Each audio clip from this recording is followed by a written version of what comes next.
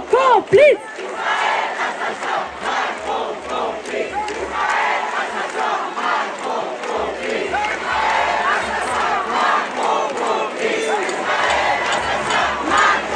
On accueille maintenant Anas Kazib de Révolution Permanente.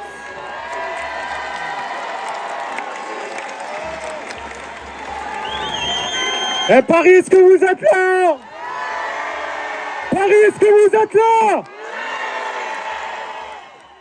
Qu'est-ce que ça fait chaud au cœur? C'est incroyable. Je ne sais pas si les gens de devant voient le monde qu'il y a derrière, mais c'est immense et impressionnant de voir la solidarité. Je pense que l'ensemble des camarades de la flottille du Madeline doivent être fiers aujourd'hui de voir qu'ici à Paris, mais pas uniquement à Paris, mais à travers le monde, il y a des rassemblements partout dans le monde, en Suède, aux États-Unis, en Espagne.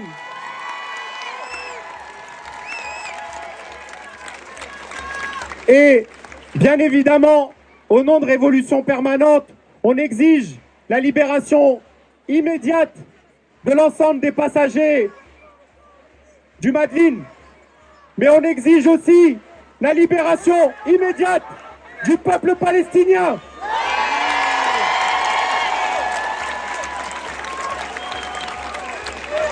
Et les amis, je pense que la flottille, elle nous a envoyé un message. Je ne sais pas si ça marche. On monte. Je m'entends plus. Ah, c'est bon? Ok, pardon. Je pense qu'il nous envoie un message. Il nous a envoyé un message. Rima, Greta et tous les autres. À travers cette action qui est symbolique, mais qui est ô combien importante, ils nous envoient un message de courage et d'espoir. Et ils nous disent, à toutes et à tous, il faut que la peur change de camp. Et il est temps qu'on prenne exemple sur ce qu'ils viennent de faire. Peu importe la répression, peu importe les coups qu'ils veulent nous mettre, il faut absolument qu'il y ait un réveil internationaliste, anti-impérialiste, ici en France.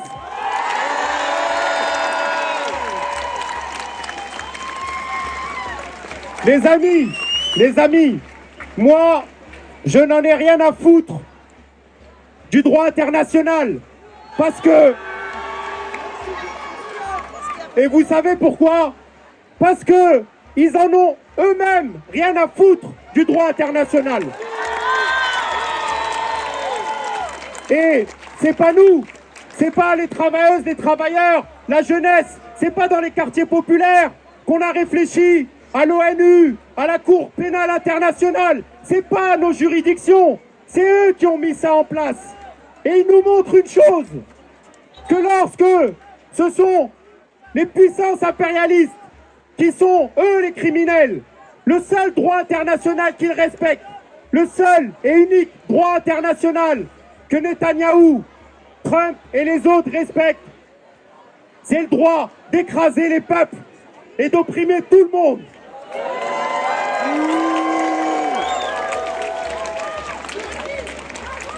Donc, on va se le dire, je n'attends rien et on n'attend rien du droit international et on n'attend rien d'Emmanuel Macron et on n'attend rien du gouvernement. La solution, les amis, la solution, c'est nous, c'est vous.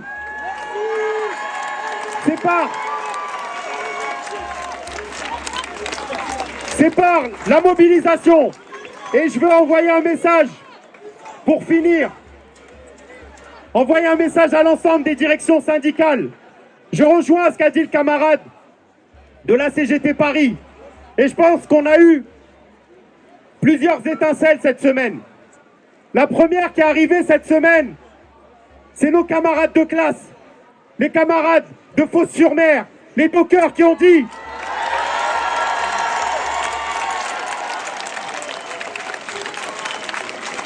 qui ont mis un stop et qui ont dit c'est fini, on ne participera pas à votre génocide et à cette complicité.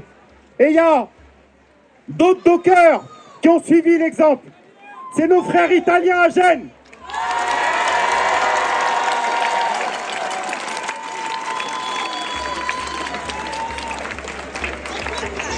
Qui nous ont montré aussi l'exemple. Et donc je dirais qu'on a eu 3 étincelles cette semaine. Les dockers de Marseille, de Gênes et les camarades du Madeleine. Et les trois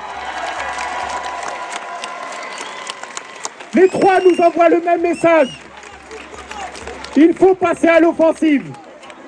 Et je pense les amis, quand je vois le nombre de gens qui avec un appel en même pas 24 heures sont capables de blinder la place de la République, je pense que si on se laissait quelques journées, quelques semaines de travail pour pouvoir militer sur le terrain, on serait capable d'avoir une journée de grève nationale ici en France.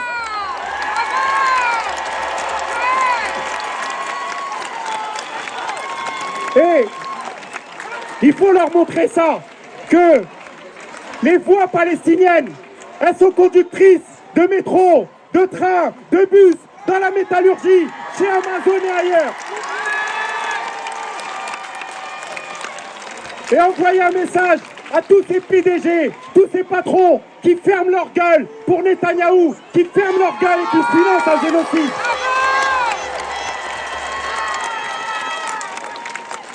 Que sans la force des travailleurs, il n'y a rien qui tourne dans ce monde-là. Et maintenant, il est temps d'utiliser cette force pour mettre fin à la barbarie et à la boucherie de ce génocide.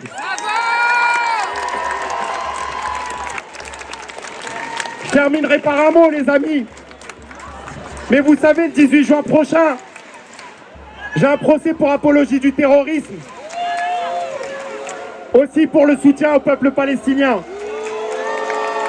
Et ce que vivent nos camarades du Madeleine aujourd'hui, c'est un lien direct avec la répression ici. Si Netanyahou a pu arrêter Rima Hassan, c'est parce qu'ici il nous réprime. C'est parce qu'ici il nous attaque. C'est parce qu'ici on dissout des organisations comme Urgence Palestine. Et donc les amis, je pense que chaque étape contre la répression, il faut en faire des écoles de guerre. Il va falloir que la peur change de camp. Libérer les camarades du Madeleine, libérer la Palestine. Vive nous!